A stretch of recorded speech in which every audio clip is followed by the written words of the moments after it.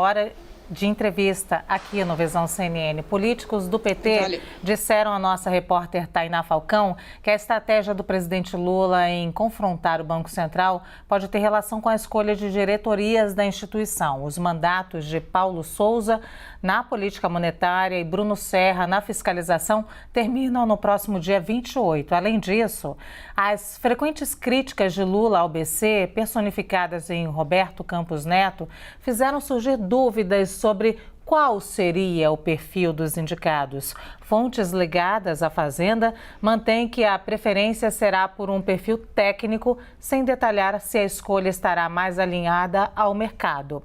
Ainda nessa esteira, o mercado internacional está atento a esse embate de Lula com o Banco Central.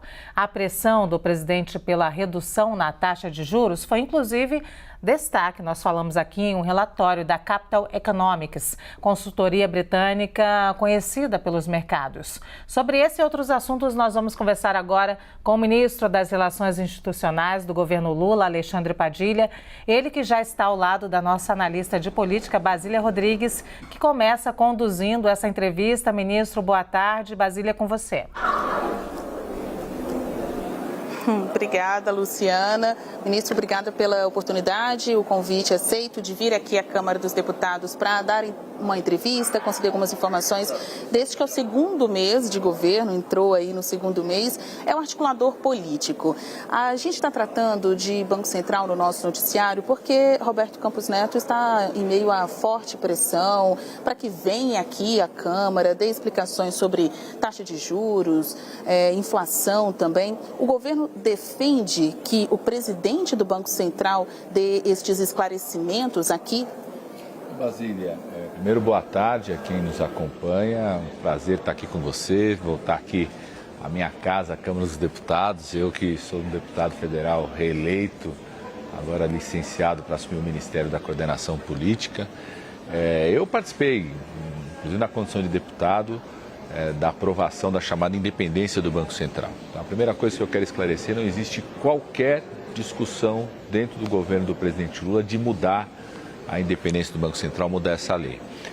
A própria lei da independência do Banco Central, Basília, é importante que todo mundo saiba, ela estabelece objetivos claros para o Banco Central. Diz que o Banco Central tem como objetivo fomentar o pleno emprego, garantir a estabilidade econômica, suavizar flutuações na atividade econômica e a eficiência do sistema financeiro.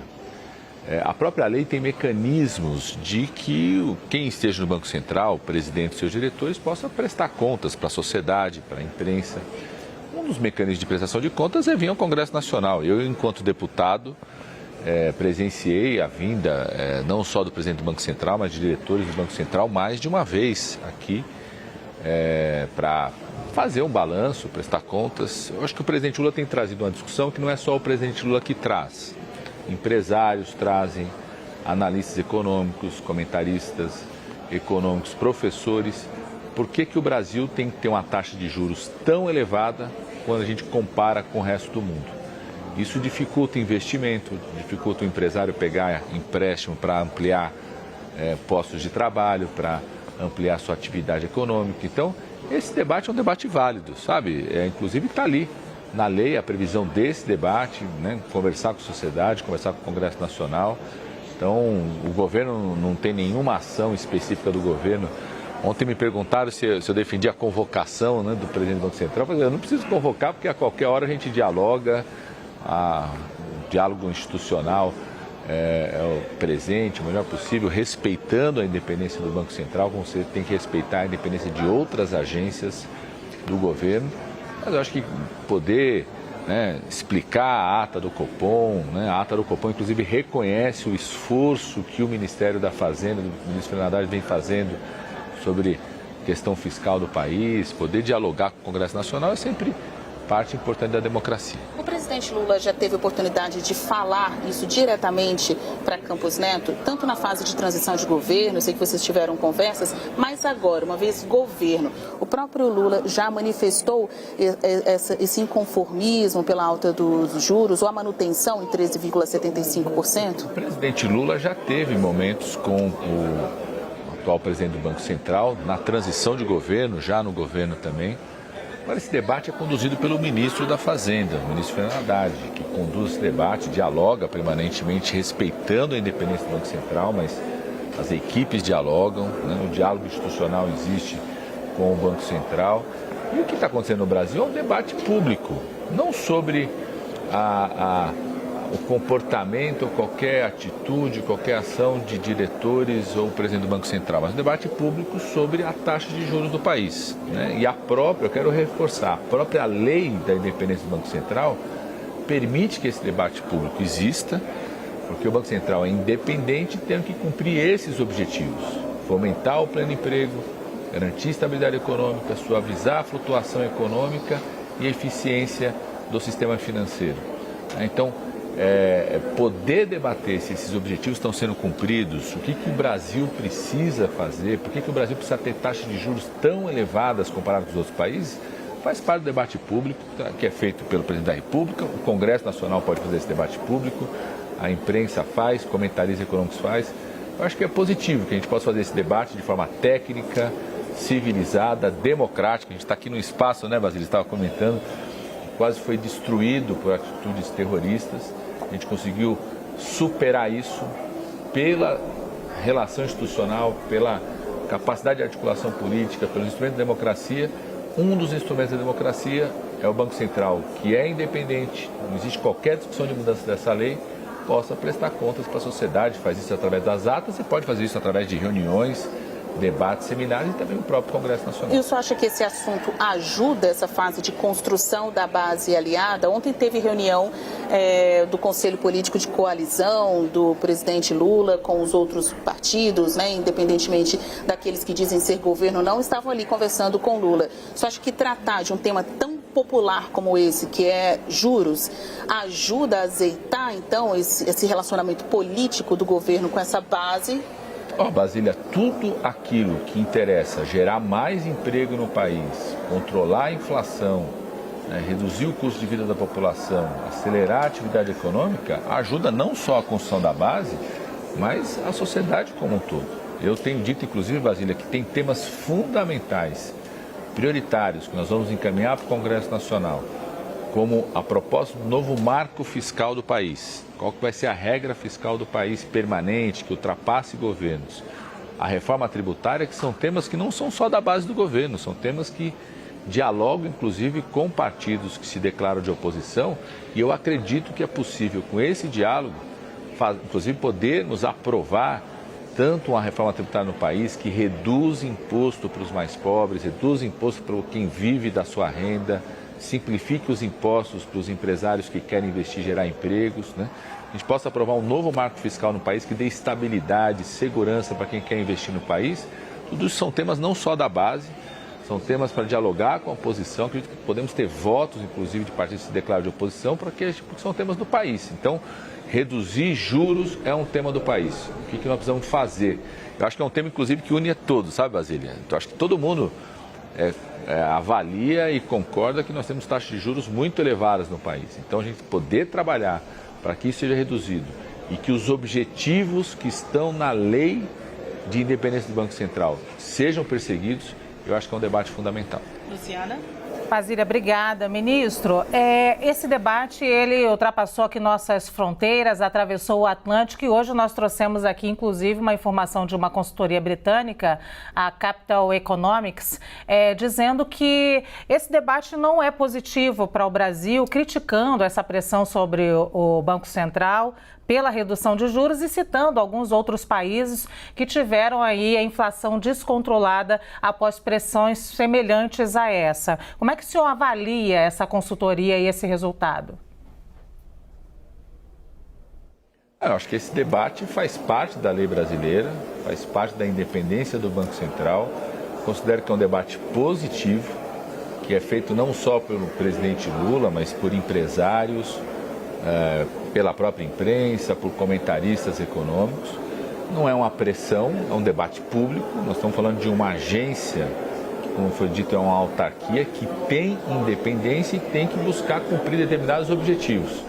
Os objetivos são lá, né? Em que medida que as atitudes, ações estão contribuindo para que esses objetivos estejam sendo cumpridos, respeitando a independência do Banco Central. Quero reforçar, não existe qualquer discussão dentro do governo de mudar essa independência do Banco Central, de mudar esta lei, respeitando aquilo que está na lei. Eu acho que é um debate bastante positivo, presente. É bom o Brasil estar discutindo o que a gente precisa fazer para reduzir a taxa de juros, para que os empresários possam tomar investimentos, para gerar mais emprego, acelerar a atividade econômica no país.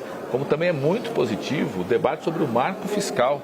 Agora, em abril, o ministro Fernando Haddad deve encaminhar ao Congresso Nacional novas regras fiscais no país. Isso é muito positivo, inclusive para a atração de investimento internacional.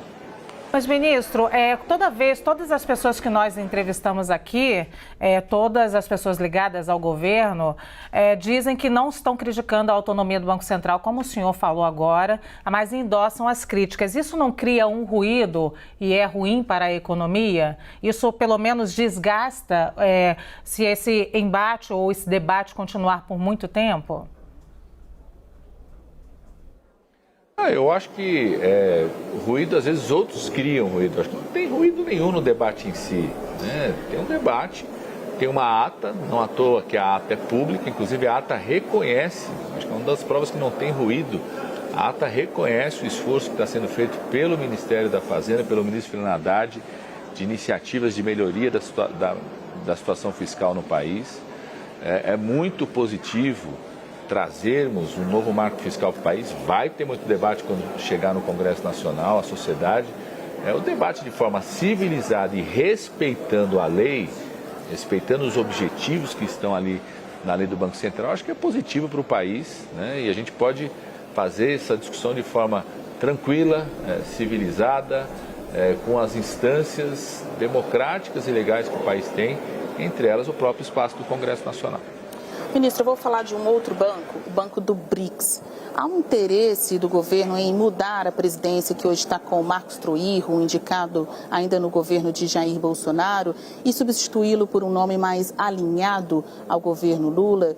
Há um interesse até de indicar a ex-presidente Dilma Rousseff para esse posto? Eu não acompanhei nenhum debate sobre isso, mas é absolutamente natural que inclusive o Brasil deve assumir na rotatividade, né, assumir postos ainda mais importantes do BRICS, por conta da rotatividade dos BRICS. Tem todo o interesse de você fortalecer os BRICS. O Brasil voltou para a Copa do Mundo da política externa, ou seja, o Brasil voltou a ser mais respeitado no mundo. O presidente Lula está chegando hoje nos Estados Unidos, numa agenda extremamente positiva. Nos últimos 4 anos, infelizmente, o Brasil passou vergonha nas relações internacionais. Então o Brasil volta para uma agenda positiva e dentro dessas agendas positivas o fortalecimento dos BRICS é fundamental. Inclusive o presidente Lula deve ir em março para a China, já recebeu aqui lideranças nacionais dos países que compõem os BRICS, né? Recebeu chefes de Estado, representantes de chefes de Estado de países que compõem os BRICS. Deve ir para a China em março, ou seja, é muito importante o fortalecimento dos BRICS. Tem uma aposta do governo do presidente Lula, como já fez nos seus primeiros mandatos. Não foi o governo Lula que criou os BRICS, já tinha sido criado antes do governo do presidente Lula, mas a aposta, o fortalecimento foi feito, a ampliação do comércio exterior, o Brasil vender mais. Já começamos janeiro ampliando o nosso comércio exterior com países que compõem os BRICS, então tem todo o interesse em fortalecer e ter quadros no Banco dos BRICS, nesse sentido, quadros que tenham essa disposição, né? Uma visão nova, que reposicione o Brasil no mundo, que traga o protagonismo que o Brasil tem para a agenda ambiental. O Brasil pode ser um grande protagonista do debate ambiental no mundo como um todo, grande potencial que o Brasil tem, atração de investimentos no Brasil para gerar emprego, tecnologia, para a transição ecológica e energética. O Brasil tem tudo para ocupar esse espaço, e o fortalecimento dos BRICS e o papel em relação ao Banco dos BRICS tem a ver com isso. Luciana? Leandro Rezende, na verdade, o Basília Rodrigues vai fazer uma pergunta agora para o ministro. Leandro, vai. Obrigado, Luciana. Basília e ministro. Ministro, lá no Senado tem a possibilidade da leitura de uma CPI para investigar o que aconteceu no 8 de janeiro. Como é que o governo está vendo isso, tendo em vista que a oposição também está animada para criar algum tipo de desgaste para o governo federal nessa CPI? Leandro, toda vez que alguém que defendeu os atos terroristas, ou passou pano para os atos terroristas, como membros da oposição, como você está contando, passam a defender que tem que ter um novo instrumento de apuração, você tem que desconfiar.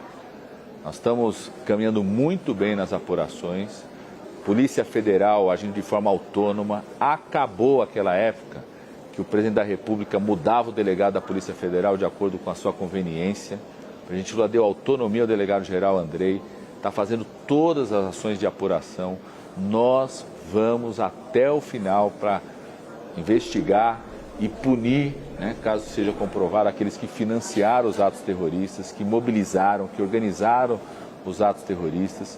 Tem instrumentos do próprio judiciário nesse processo de apuração que estão funcionando muito bem, muito bem. Nós fizemos uma intervenção cirúrgica na segurança pública aqui do GDF, que teve um resultado muito positivo. Nós conseguimos fazer a posse da Câmara dos Deputados, do Senado, a retomada do ano judiciário em paz. Estamos aqui trabalhando em paz, graças a essa intervenção.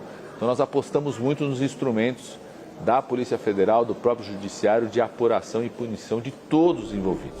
Sejam servidores civis ou militares, têm que ser apurados, devidamente punidos. Aqueles que tiverem responsabilidade sobre aqueles atos terroristas têm que ser punidos. Ministro, muito obrigada pela entrevista, honrando aqui o compromisso que a gente fez com a sua assessoria de tempo. Para concluir, o senhor que é o articulador político, hoje, qual o tamanho da base aliada do governo Lula? Basílio, ontem o presidente Lula no Conselho da Coalizão, foi um conselho com 17 partidos, líderes de todos eles, uma frente extremamente ampla, muito sólida, mas o presidente Lula falou, inclusive na reunião, ele falou o seguinte, para mim a base começa com os 513 deputados e os 81 senadores. Por que ele está dizendo isso? Porque ele acredita que os temas centrais, principais, nós vamos ter um diálogo, inclusive, com parlamentares que hoje fazem parte de partidos que se declaram de oposição. Aquela era de que tinha um presidente da República que falava que queria fuzilar a oposição, acabou no país. Pelo contrário, nós vemos aqui para o Congresso Nacional tendo como prioridade a votação do marco fiscal, do novo marco fiscal e da reforma tributária, e acreditamos que é possível sim aprovar essas duas matérias, inclusive dialogando com parlamentares que hoje fazem parte de partidos que se declaram de oposição. Como foi possível isso no final do ano passado, aprovar a PEC, que eu chamo da PEC da emergência social, que garantiu recursos para que a gente, na semana que vem, possa lançar um novo Minha Casa Minha Vida, vai voltar a ter investimento para habitação popular na próxima semana, a retomar o Farmácia Popular, a reposicionar recursos para o tratamento do câncer. A ministra da Saúde lançou essa semana um novo programa para reduzir o tempo de espera de cirurgias e exames especializados. Isso foi possível por conta da PEC emergencial que nós aprovamos no final do ano passado, inclusive com votos